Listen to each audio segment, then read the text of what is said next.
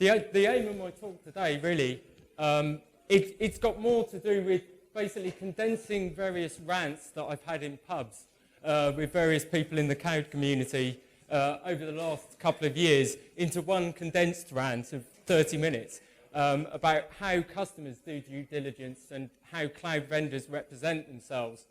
So a little bit about myself. I work for one of the UK's largest software as a service vendors. Not going to mention their name because I'm not here to pitch. I'm here to tell you my experiences in the sort of cloud security arena. But we are the second fastest growing tech company in Europe. So we're quite successful as a European company. I'm talking mainly from a SaaS perspective. You'll see that one of my slides is talking about the fact that the cloud is a very all-encompassing term, and in fact it seems to encompass everything at the moment, from hosting vendors all the way down to actually dropping something as a private cloud on your own premise. But my perspective is software as a service, because that's the background that I've come from. Every month I conduct dozens of risk assessments from customers, so I get some idea of what customers want, what they expect, which are sometimes not always the same thing. And also my background is as an ISO 27001 lead auditor before I joined my current company. The other thing is, as always, these are the opinions. These are definitely my opinions, not that of my employer. You know, do not try these stunts at home. I'm a trained professional and all that kind of thing. So, as I said earlier, one of the interesting things is the definition of cloud computing. Cloud computing actually was in place long before anyone tried to define it. So one of the largest and most sort of trusted definitions was created by NIST and then taken up by the Cloud Security Alliance. What you tend to see is it's got the three elements: the service model, like how it's delivered, software as a service, platform as a service, infrastructure as a service, private cloud, the essential characteristics, elasticity, and then the deployment model, blah, blah, blah, blah. The problem with this is that the definitions are so broad that almost everything is a cloud. So when you start talking about cloud due diligence and cloud computing, and you start to get to people like Anisa writing a very good document of considerations customers need to take into account when they're reviewing the security of a cloud service provider, the problem is it's a very broad set of guidance. And customers read this, you know, Anisa document that's 40, 50 pages long, and they go, oh, I don't know, what am I buying? Platform as a service, infrastructure as a service. So part of the problem is cloud computing is being used by all sorts of vendors to pitch their products. So if you look at virtualization, it's no longer virtualization, it's now a cloud enabler. And whether that's you're a service provider or whether you are actually deploying products on premise. So this is a part of the problem that we really have to define what part of cloud computing you're assessing the risk on. So, I mean, the inevitable thing is that people are moving to the cloud. It's happening. You know, even governments are looking at it now. But I tend to see cloud customers as like worried parents. It's the first time they've ever got a babysitter in. Yeah, and they go out for a nice meal, they want to enjoy themselves, and then they spend the whole time on the phone to the babysitter going, is the kid all right? Is the kid all right? You know, is he all right? Has he got to sleep? Has he eaten? And things like that. So they want all the benefits of cloud computing, but then they don't stop worrying about their data in the cloud. And that's even after they've done a hideous amount of due diligence on the cloud provider. So the first thing I'd say for anyone that's considering going into the cloud, is it really sensible? You know, classify your data, and if you're never going to be happy with it not being on servers, you can go and kiss and hug and cuddle and see nice flashy blinky lights. Don't put it in the cloud. Don't waste my time, you know, and a day of my time filling out a due diligence questionnaire if you've deliberately loaded it so that I will never pass your due diligence. Let's just, you know, kiss, make up, hug, and go in two separate directions now. So really, that is the most important thing. Classify your data. What's its sensitivity? What's its criticality? You know, what's your RTO and RPO of it for an availability perspective? And, you know, what would happen if it was breached? Because that sets the tone for the amount of due diligence that you should do on the cloud service provider. So we all know that well-governed organizations make all decisions, you know, taking into account risk. The fact that it is the business people that are mainly making the decision to move to the cloud because they've got some photos on Flickr, and they suddenly think it's a good idea to put all their corporate data in the cloud. But I mean, I was at the first UK Cloud Security Alliance meeting the other day, and there were probably 200 people there, and there were 3 cloud vendors. There were 120 consultants from KPMG and Accenture and everyone else telling us how the perfect world should work. But the problem is, it's not really how businesses work. So we all know how many organizations are well governed. We may work for one, or we have worked for one in the previous business. The reality is most organizations do not really make all of their decisions based on risk and a balance of risk. So that's one of the things that I'm going to go into. So you've made the decision to go into the cloud. The business people have made the decision. The problem with the business people that are running the business units that hold the budgets is they don't know anything about the technology. So they don't know about the risks involved in those technologies. So who do they go to assess the risk of the service provider? They go to their IT team. And their IT team don't really understand risk. They're not risk management people, they're security people. We keep everything secure. We stop external attacks. What they don't do is look at how much risk is there in what we're currently doing on premise and how much risk does this service provider provide us. What are the different kinds of risk and what is the balance of risk between the two of them? What they do, as I'll talk about later, is they count the amount of controls they've got on premise and then go to the service provider and say, can you provide those controls? Which doesn't really tackle the risk. So, as I mentioned earlier, they like to be able to go and see servers. This guy, the IT risk guy, probably comes from a network background. He likes to have kit. He likes to see it, and it gives him a nice, warm feeling in his stomach. The other thing is, these guys are the ones that are going to be made redundant by cloud computing.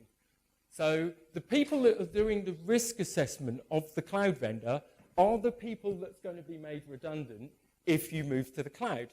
Now, I don't know if that would tarnish your view of the person that you're supposedly independently evaluating, but in my experience, it does. From dealing with a lot of these people, no matter what you tell them, the answer is not the right one. The other thing is about it is due diligence is incredibly expensive. Now, I'm not expecting you as a customer of cloud services to really care how much it costs me to do it, but the more time I spend answering due diligence questionnaires and audit questionnaires, the less time me and my staff are actually protecting your data and assessing the real risk to that data. And this is just to give you an indication of our current level of customers in the UK is 4,000 customers, 1 million subscribers. So the average due diligence questionnaire that we get before someone buys from us, and we're onboarding a couple of hundred customers a month, takes 2 hours to complete. Our average audit on our existing customers takes 6 hours, which may involve travel to and from one of our data centers to give them a tour. So with 4,000 customers, that is 3,000 days of due diligence. Our current growth rate is 7,500% over the last 4 years. So I'm estimating at this current growth rate, I'm going to have a staff of 40 people within 3 years just to do due diligence from customers. It's not scalable. This just does not work. And every single piece of advice you see from everyone is do due diligence and audit on your cloud service providers. Well, if you want to do that, the cost of cloud services are going to go up to cover that human cost of answering those RFPs. Unless, of course, you'd like me to take operational staff off securing your data, that is. So one of the things to get around this is to look at certification. And, so I usually get asked, are you ISO 27001 certified? Yes. Go to end of questionnaire. I'm signed off. I've got a tick in the box. Now, I spent enough time being an ISO auditor to learn that ISO 27001 means nothing unless you look into what the service provider is telling you. So the first thing is scope. There is not a single software as a service vendor in the UK that includes their service platform in the scope of their ISO 27001. Our major competitor only has their HR and finance department covered by their 27001. So all your data is being moved around networks and handled by people which have not been included in the information security management system. Check the scope from anyone who's giving you a 27001. The other thing is, I can define my level of acceptable risk. So as a business, I can go to the board and I say, how much acceptable risk are we willing to take? Well, we're a young startup company growing fast. we may be willing to take £30 million worth of risk a week. That means I can accept almost every risk and still get an ISO 27001 certificate saying my security system is working. So make sure your risk is your risk is the same as the service provider's level of acceptable risk. But what I tend to find about 27001 is they're not actually interested in 27001 at all. They're interested in how many controls are on your statement of applicability. If you don't know and you're not involved in the compliance side of things in the 27001, there's a standard to say you're managing a security system, and then there's a set of controls which are not obligatory, which you may or may not use from a sister standard called 27001, 27002, sorry. And there's 133 of these. Just to give you some indication, our statement of applicability has 128 of those 133, which is why we're not certified yet, because that's a horrific amount of controls to put in. But our customers, what they tend to do is they will just send us a list of 27002 controls and go, which ones do you do? And then they will take a percentage of that 133, and that will be your success score for whether you're chosen as a vendor or not. And that's completely artificial, because some of those relate to e-commerce, for instance. We don't do e-commerce. So, you know, some of them relate to outsourced software development. We don't do outsourced software development, so we get an X in that box straight away. So 27001 is great to work out if a company has a security system in place for managing security, assessing risk, and things like that. But it's not a great standard to actually work out what risks your data are facing within that operator. There's another standard we usually see, SAS 70. Now, SAS 70 can be actually quite a good standard, but the way most people use it, it isn't. So SAS 70, what you literally do is you write control statements. So it's up to you. You can write whatever you want. So I can write a control statement about how we onboard employees, how about we review access control. I can choose whatever topics in a security scope that I want a control statement. Then an external auditor comes in and just makes sure what I'm saying is true. It's a good standard from that perspective, because I could literally write a statement about every single one of our 27002 controls, and then you would see how we're actually doing them. So it gives you a little bit more transparency about how we're doing things internally, and you get the fact that an auditor's come in and audited it. The problem is most SAS 70 only relates to a very limited subset of controls which are defined in the Sarbanes-Oxley Act, because the requirements to conform to SOX 404 controls requires a SAS 70 statement. So if you're a listed US company. So the fact is SAS 70 is used in the wrong way, really, if you're a UK company or a global company. It's very US-centric as well. And it's being removed soon and being replaced by the stamped addressed envelope sort of standard. I don't know what it is, SAE. So the thing is, we've got these two sort of standards that people are using as yardsticks to test this, and they really don't work. So what we end up actually doing is answering a very long RFP from every single customer about every single possible control, some of which are completely inapplicable for us. So I just want to give you some examples of some of the things that I've seen. So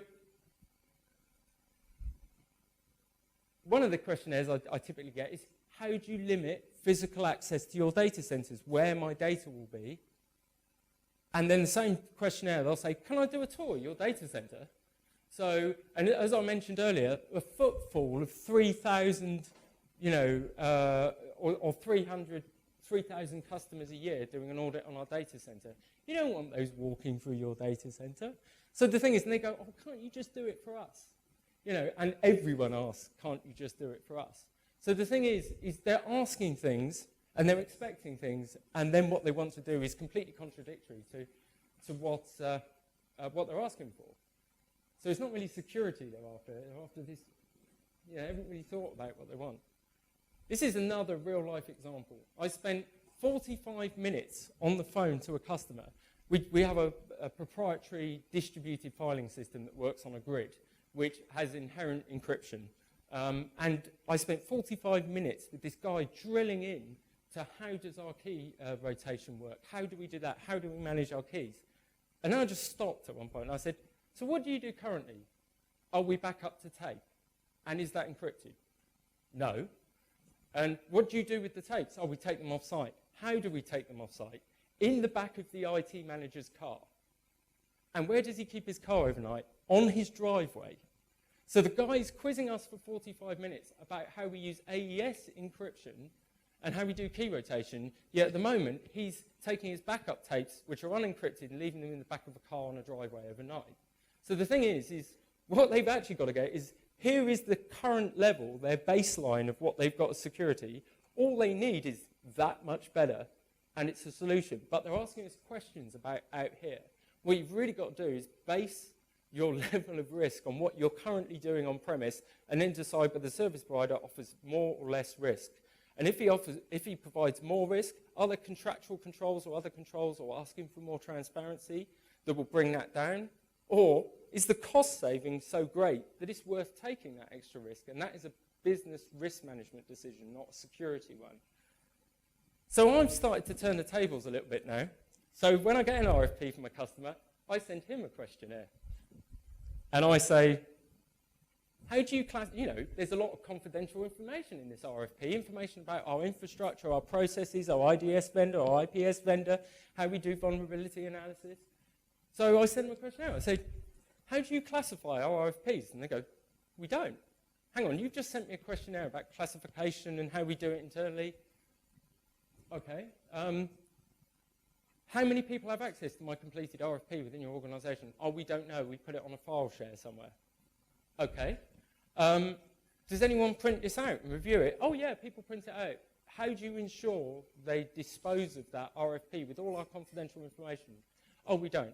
So this customer is saying, we're going to outsource one of our business processes to a service provider, and we have this expectation of security, yet all our internal processes are completely utterly screwed up. So they are thinking that we represent the greatest amount of risk to them in their overall.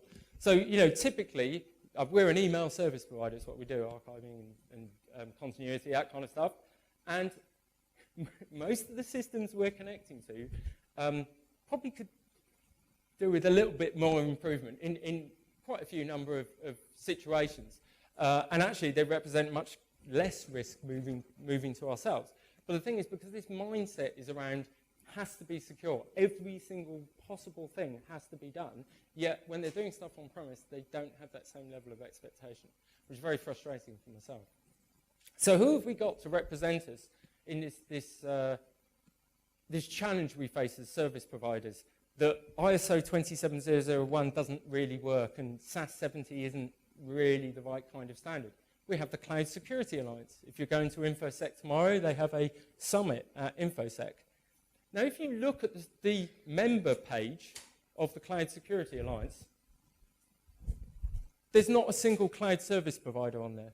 They're all infrastructure vendors. So as a member of the Cloud Security Alliance, I feel more like a prospect than I do as being represented. So infrastructure vendors, and if you look at things like Cloud Audit that has now been merged into the Cloud Security Alliance and CAM eventually, that is heavily represented. In fact, its chair works for Cisco and VMware. And surprisingly enough, you tend to find that virtualization takes quite a heavy place in all of the Cloud Security Alliance's materials. If you look at their guidance, the 2.1 guidance, I think virtualization is mentioned a couple of hundred times. Well, you can build a service platform without any form of virtualization at all, with proper multi-tenancy and everything else. And in fact, it's what we've done. It's based on a couple of thousand servers, and we built our own platform. So the problem is the vendors have too much of an invested interest in the fact that they're on-premise. If you look at us, we replace roughly about 8 servers on-premise with our service. So you see these infrastructure vendors, their profits going down as people move to the cloud. So they're looking at new ways to reinvent themselves. And that's by embedding themselves in the cloud providers. You must use virtualization. You must do that. And the other thing is the invention of this whole idea of the private cloud. I haven't got a slide on this, but I've got enough time to quickly touch on it. And that is, I mentioned earlier that there's this amorphous term, the cloud, that covers everything. And there are different tiers of the cloud. As you go through the software as a service, platform as a service, infrastructure as a service, and then private clouds, they have different levels of abstraction. With software as a service, everything is abstracted. Hardware, software, expertise. because you're typically replacing a single horizontal solution in your business, CRM, accounts, or in our case, email, with one service in the cloud. So everything is abstracted. And as you start to move down those layers, you take on more and more responsibility until you get to a private cloud, which isn't really a cloud at all. It's virtualized on-premise products. But cloud sounded good and it had some buzz. So virtualization vendors created this idea of a private cloud. I actually have this other presentation that starts off where you have different types of clouds in the atmosphere, and you gradually work closest. And the one closest to the ground, closest to what you do at the moment, is fog. And that's how I look at private clouds. They're fog, because you can see through them. They're not transparent. There's no abstraction. You see everything that's working in there. You're just taking hardware complexity and making it software complexity. And from a security perspective, virtualization, you've got 8 products. Looking from an email perspective, if you virtualize those, you've now got 9 products, or 10 if you look at the host operating system with the hypervisor. You've got the hypervisor itself. You've now got 10 administrative interfaces, 10 chances to do misconfigurations and everything else. Virtualization doesn't really change, solve the problem. It just changes its nature slightly. So what do we need? As I mentioned earlier, software as a service is largely about replacing very specific horizontal solutions within the business. So in our case, email, as I mentioned, CRM, if you go into salesforce.com, NetSuite for things like accounts and resource planning and things like that. What we really need is an ability for companies to baseline what they're doing, right? So they can use a traditional qualitative or quantitative risk assessment process to work out how much financial risk their current solutions and controls and risks that they face present them. And then what they need is a way to assess the risks of the service provider, and those risks will be totally different. So the standard risk assessment models and the threats you look at are different. When you go to a cloud provider, we have different risks that we represent. Some are the same ones, some different ones. So it allows you to do that balance. You can work out, will I have more risk, will I have less risk, and what's the differential? And are there controls, contractual, like I mentioned earlier about the transparency, to try and bring that risk down. Unfortunately, what we're getting, my friends, the Cloud Security Alliance are up there again, these are different cloud industry bodies. And I have to point out, when I made that diagram earlier with all the vendor logos on them, it's pretty much the same across all of these. Vendors dominate all of these infrastructure vendors. So now, all of these have come up with their own standard for evaluating the risk of a cloud in a cloud environment. The Cloud Industry Forum has, Eurocloud has. Some of these are external audits, some of them are self-assessment questionnaires. One of the best ones I've seen so far is actually CAM, which Cloud Audit has been merged into. So what they're all coming up with is their own standard. So now I expect most of my customers to still be sending me RFPs, RFIs. I now have to certify to SAS 70 ISO 27001. I have to complete the Cloud Industry Forum self-assessment questionnaire. I have to do the Eurocloud external audit as well. My situation is not getting better, and having all these different standards is not helping the customer either. So I understand that because now everything's a cloud, there's a large chunk of things that all these industry bodies can start getting their teeth into. But personally myself, I'd like to see something like the Cloud Security Alliance taking on the responsibility of security from all these other ones, but it isn't going to happen because I'm members of all of these, and yeah, they're never going to come together. So here's my plea. So I've got about 4 or 5 minutes after this for any questions from my perspective. But first thing is, if you're a customer, look at your current risk. What are you doing on premise? What is your pounds, shillings, and pence figure for the amount of risk you're exposed to with what you're doing on premise? Then forget about what the cloud service provider is doing. Do a complete audit of that cloud service provider, either by going through their statement of applicability or their control statements into SAS 70, and then do a risk assessment on that service provider and get the same pounds, shillings, and pence. And that gives you 2 figures, cloud, on-premise. Then look at the differentiator. Is there more risk, less going to the cloud? What controls? This is standard like risk assessment and risk management 101 that you do in an organization. But the thing is, people don't do it. They just throw a questionnaire at the cloud service provider and don't really do anything apart from go from the person that's ticked the most boxes when it comes back. The other thing is, if you want champagne, expect to pay for it. So the other thing is, if you want to come in and audit me every year, don't expect to have a cost saving on top of what you're currently doing. Yeah? The cost saving, because my overheads have gone up, and I have to pass those overheads to the rest of the business, which means the cost of our service goes up. So that means the motivations for going to the cloud, which is almost predominantly at the moment not about managing complexity of on-house solutions. It's not about focusing on core business. Remember going back to my first slide about companies really don't govern themselves very well. It's all about saving money. So, what you need to do is, if you expect, the earth, expect to pay for it. And there are tiers of cloud service providers in the software and service arena. So we have people we compete with which are very much commodity products. They're consumer products, some of them from very large vendors with multicolored logos. But the thing is, you get what you pay for. And we're more expensive, and we didn't decide to go down a race to the bottom. We decided to maintain, that level and standard of security, but we won't drop our prices. But then again, don't expect, all 133 questions to be ticked exactly as you want, unless you're going to pay for it. So, look at the price of a cloud service provider and what you actually need, and then take that decision based on, are you paying over the top? Because I don't actually need this level of security. So you could go to one of those commodity services. If my CEO ever sees his presentation, I'm dead. So the industry bodies, as I said, I wish they'd come together and just come up with one standard for audit. The other thing is, I wish they'd represent both the customer and the service provider, not the person trying to sell stuff to the service provider.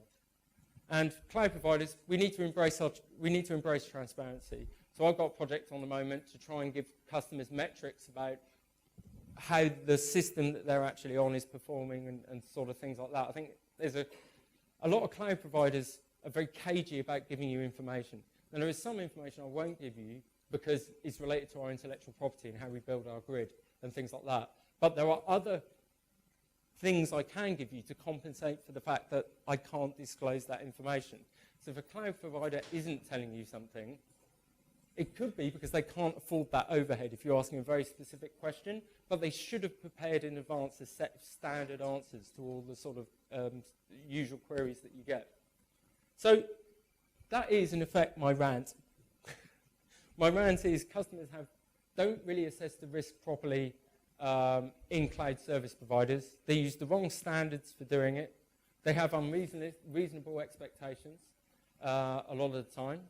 And the people that are supposed to be representing us and giving us a much better solution to this aren't really representing us. They're working out ways to sell products to us so that we can maintain where we are and not actually get any better at doing this. So if anyone's got any suggestions on how to make this better, I would gladly take them, because like I say, I'm a member of the Cloud Security Alliance as well, and this is actually something that I've proposed to them as something they need to be considering as a work area within the UK.